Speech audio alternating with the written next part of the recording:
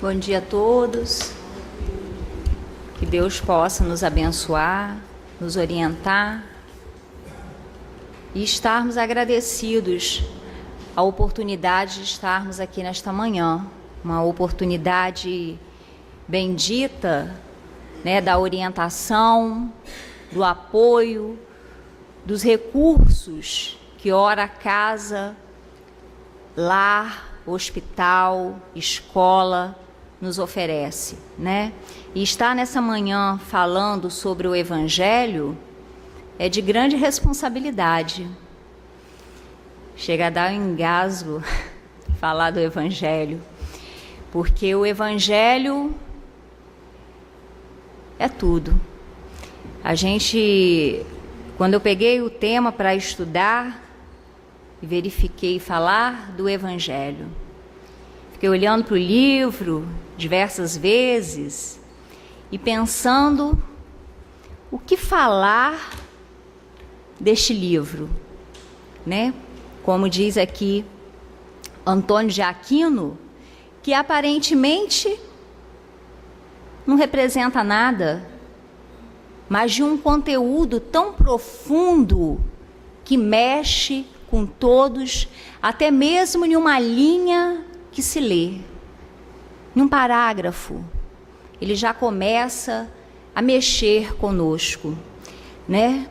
E aí eu fui verificando que quantas vezes no decorrer da nossa trajetória, da nossa caminhada, a gente se sente assim, fraquejados, desanimados, parece até que nada vai ser resolvido, né? A gente se sente culpados.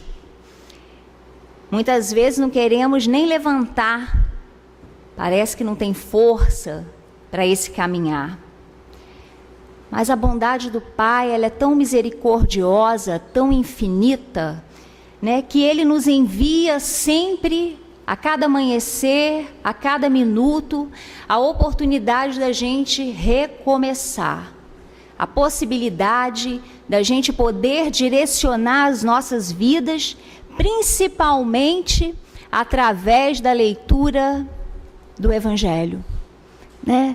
Hoje falando do Evangelho em comemoração aos seus 151 anos de publicação, o Evangelho segundo o Espiritismo. Aí, como eu estava falando, o que falar do Evangelho? Eu comecei a me questionar que força é essa que esse livro nos traz, que ele nos conduz, ele nos direciona, ele vem e nos acalenta. Que força é essa contida dentro dessas páginas, né, que nos convida o tempo todo ao desenvolvimento de uma fé raciocinada? Que força é essa que esse livro tem de minimizar em apenas um parágrafo que você lê as nossas dores? E aí eu fui raciocinando que ele é capaz de cicatrizar as feridas mais profundas da nossa alma. E aí eu fui analisando o quão poderoso é este livro e a oportunidade da gente poder conhecer, né? Ele que nos conduz, que nos mostra uma verdade, que muitas vezes nos deparamos e achamos que essa verdade, ela dói tão profundamente, e ao mesmo tempo ele vem e acalenta, nos mostrando um amor do Pai misericordioso. Então, quem é ele, né?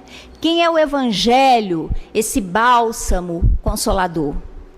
Primeiramente, a gente vai falar um pouco dele, da sua parte material, e depois eu vou aprofundar no seu conteúdo, que é um conteúdo totalmente moral.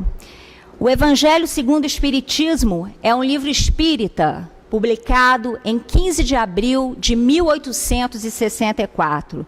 Portanto, estamos comemorando 151 desta obra escrita por Allan Kardec, né?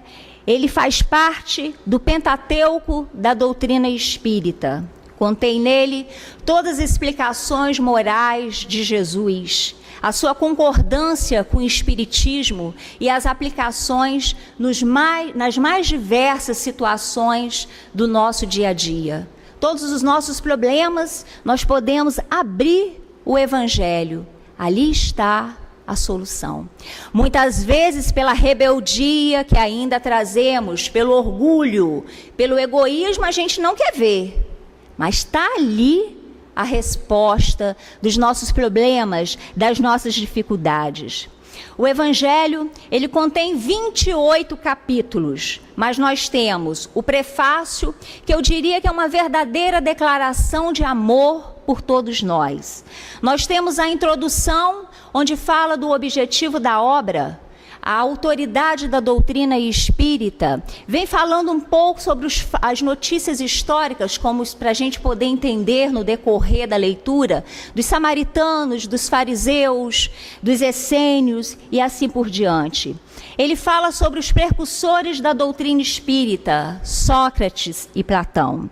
Logo depois ele vem com seus 28 capítulos, que são verdadeiros remédios para as feridas de nossa alma.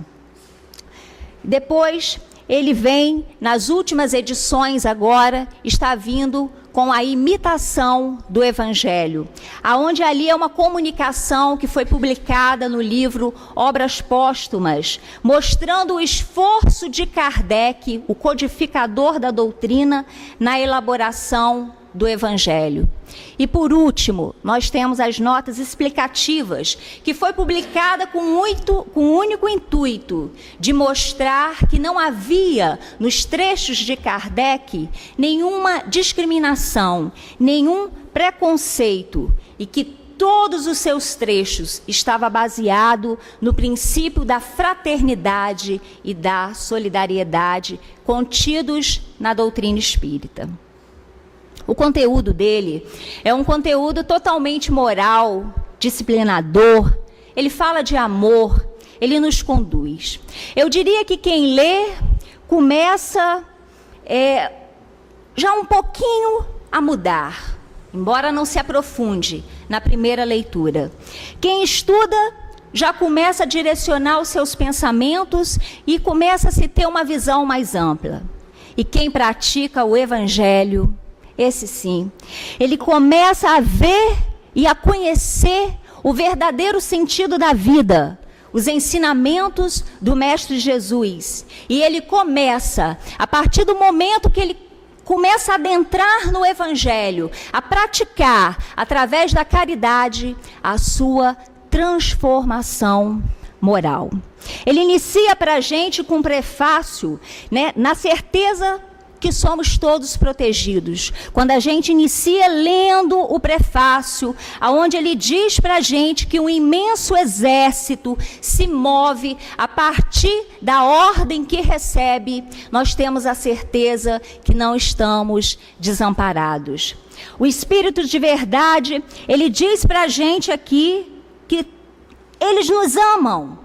Todos nós ainda não entendemos a importância e o valor deste último parágrafo do prefácio, quando ele chama a nossa atenção, dizendo: homens, irmãos que nós amamos, estamos próximos de vós. Isso é uma verdadeira declaração de amor, que eu diria que, se não quisermos folhear todo o Evangelho, peguemos este último parágrafo, verdadeira alavanca para que nós possamos levantar a nossa cabeça, nos direcionar, e por mais dificuldades que a gente possa passar, a estar passando, sintamos a proteção dos benfeitores espirituais. E esse amor, essa declaração aqui: nós vos amamos.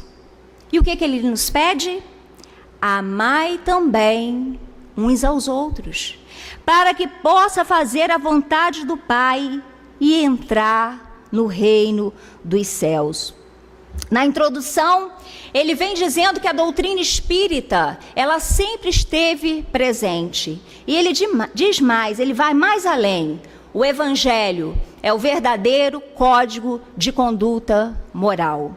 Nos seus 28 capítulos, ele vem trazendo os ensinamentos do Mestre Jesus. E ele inicia lá dizendo que Jesus disse: não vim destruir a lei, eu vim cumpri-la, eu vim desenvolvê-la, eu vim dar sentido, eu vim mostrar para vocês que vocês precisam evoluir. Ele traz ali para a gente o sentido de que a verdadeira vida, ela não está na terra, e sim no reino dos céus. Quando ele diz, meu reino não é deste mundo, ele deixa claro para a gente a certeza de uma vida futura. Ele faz exatamente a distinção entre o mundo material e o mundo espiritual. Não um mundo formado de poderes, de riquezas, mas um mundo aonde a principal fonte é a paz e a fraternidade. Ele nos acalenta no capítulo 3, quando ele diz assim, que o vosso coração não se perturbe, crede em Deus, crede também em mim. Há muitas moradas na casa do meu Pai. Se assim não fosse, eu já vos teria dito. Portanto, vou para preparar, olha só, hein? Vou para preparar o lugar para vós, e depois que eu tiver ido preparado o lugar, eu voltarei e te retirarei para mim. Pois lá, aonde eu vou estar, vós também estarás. Né? Aonde ele vem trazendo para a gente que a casa do Pai, ela é o universo. As diversas moradas que existem no espaço são habitadas tanto por encarnados como pelos desencarnados. Ele vem dizendo para a gente que para adentrar no reino de Deus é preciso nascer de novo. Ele traz para a gente a reflexão da reencarnação como lei natural, nos assegurando essa possibilidade da gente poder recomeçar a cada dia, a cada minuto, a partir do momento que nós decidirmos.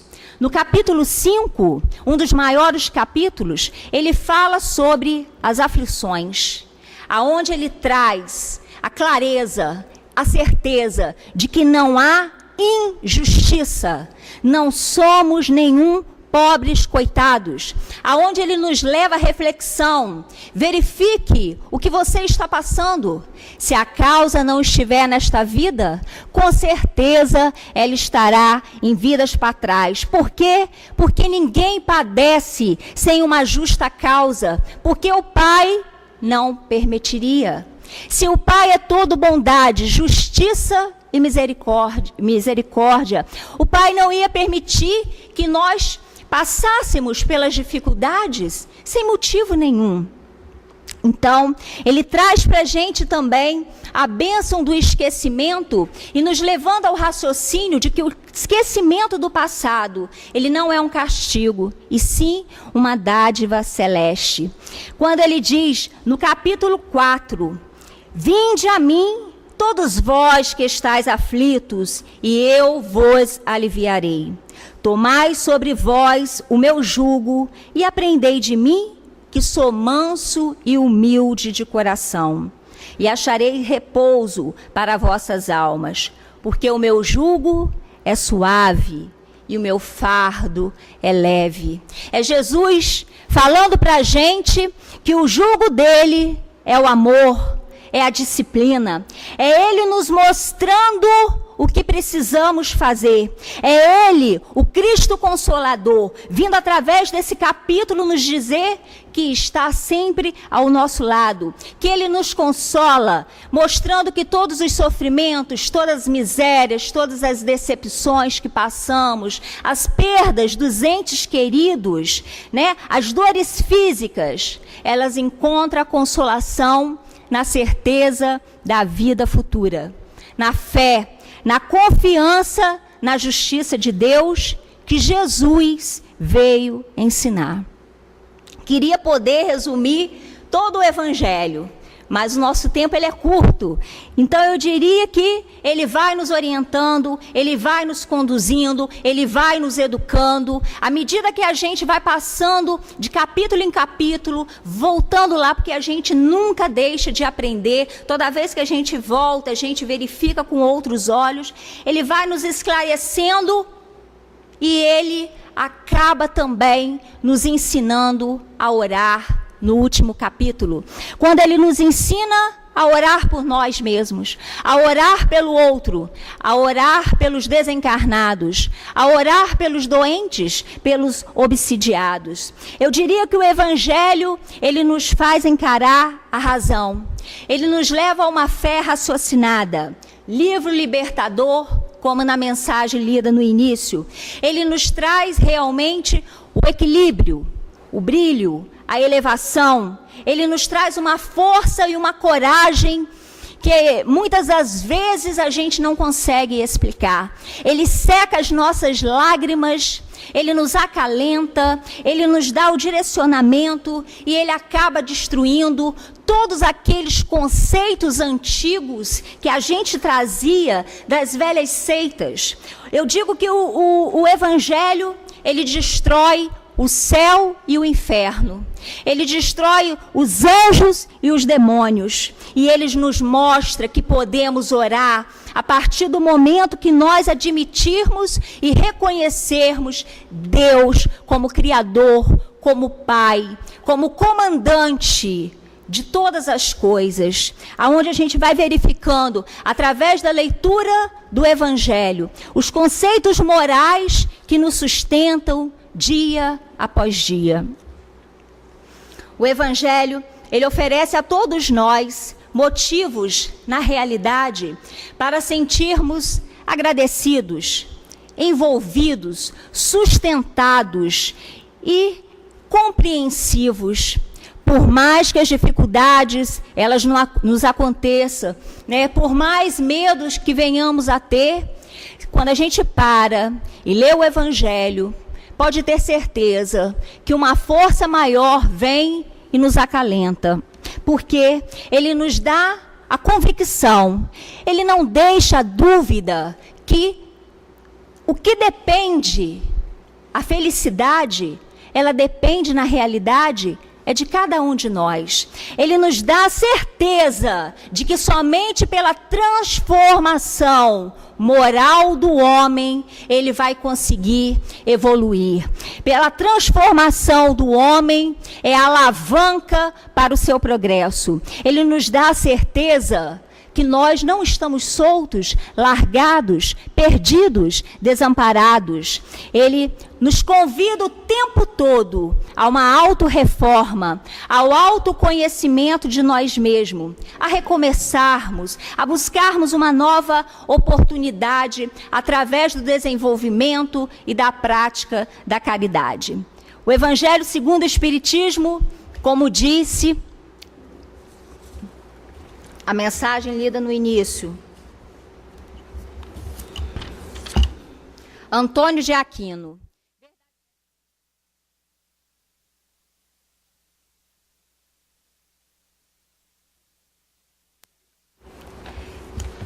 Verdadeiro livro libertador. Induz a pensar, a meditar, a concluir e a agir de modo equilibrado. Instrutor de nossas almas, ajuda, conforta, consola e, acima de tudo, é a bússola que orienta, que nos direciona. Instrumento de pacificação, mantém os homens sob sua guarda. Veículo de educação, indica caminhos para seres encarnados ou desencarnados. Instrutor de sempre. Instrutor de sempre. Livro libertador. E como diz Dr. Erma, livro de estímulo, livro de amor ao próximo, um livro que irá nos conduzir, querendo nós ou não, a regiões elevadas. Por rebeldia, nós muitas vezes fugimos deles, mas vamos nos deparar que na realidade a gente foge de nós mesmos.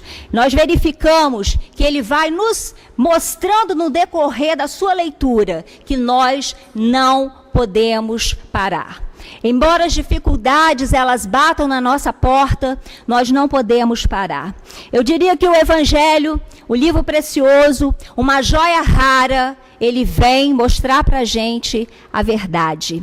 Então, todos aqueles medos, fracassos, desânimos que eu falei logo no início, as culpas, todos esses sentimentos que nos impedem de caminhar, que nos impedem de seguir, que nos impedem muitas vezes de olhar o outro, eles podem serem removidos, eles podem serem destruídos com o nosso esforço, com a nossa determinação, com a nossa coragem da fé, com a nossa força. Eles podem ser removidos principalmente através da leitura do Evangelho. A leitura do Evangelho. O Evangelho, ele tem os recursos necessários para poder dissipar todas as nossas aflições, todas as nossas dores, né? Com ele e por ele sempre. Refugia-te no Evangelho. Esse deve ser o nosso lema. Refugiemos no Evangelho toda vez que sentirmos fracos, desanimados, culpados, de achar que não temos a capacidade de prosseguir, de achar que a dificuldade ela é maior do que as nossas forças. Refugiemos no Evangelho. E ele nos sustenta e ele nos dá uma força que a gente muitas vezes para analisar e verifica assim: não sou eu que caminho, não sou eu que levanto. Existe uma força maior que me move e que me faz encarar essas dificuldades. É ele, é o Evangelho, é o livro estímulo que Dr. Erma fala, é o livro de amor ao próximo, que nós possamos, na realidade, no esforço de cada dia, poder, com muito carinho, abraçar essa obra, agradecidos à oportunidade que Deus nos deu de podermos estar hoje aqui, de encontrarmos nessa encarnação a bênção do Espiritismo. Allan Kardec, o codificador da doutrina, que tão bem soube elaborar através dos benfeitores espirituais, que a gente tem um imenso carinho e uma força e uma coragem de abrir, ler, estudar e praticar. Eis aqui que eu poderia dizer a verdade. Uma verdade que liberta, uma verdade que cura, uma verdade que arrebenta as correntes, que tira as algemas. Eis aqui uma verdade, uma salvação para as nossas almas. O Evangelho realmente, ele transforma. O Evangelho transforma. O Evangelho, ele conduz, ele direciona. Mas nós precisamos ter vontade. Nós precisamos ter determinação. Ele está aqui. Mas se eu não tiver a minha determinação, se eu não quiser, se eu não tiver uma vontade viva, de nada vai me adiantar. Eu vou ler, de nada vai resolver. Eu preciso ler, eu preciso estudar e eu preciso colocar em prática essa oportunidade bendita que os benfeitores, com a permissão de Deus, nosso Pai, nos ofereceu. Que Deus possa nos abençoar, nos acalentar, que nós possamos ter esse livro de cabeceira, mas não de enfeite, mas no nosso dia a dia, a cada momento, a cada minuto, porque ele é o bálsamo realmente consolador. Ele é o remédio capaz de cicatrizar as feridas físicas e as feridas morais. Ele é o nosso direcionamento, que coloquemos ele como verdadeiro código moral de nossas vidas e nós, com certeza, dessa forma, nós vamos poder caminhar para Jesus e com Jesus. Porque é esse convite que o Evangelho faz. Que Deus possa nos abençoar e nos orientar sempre. Assim seja.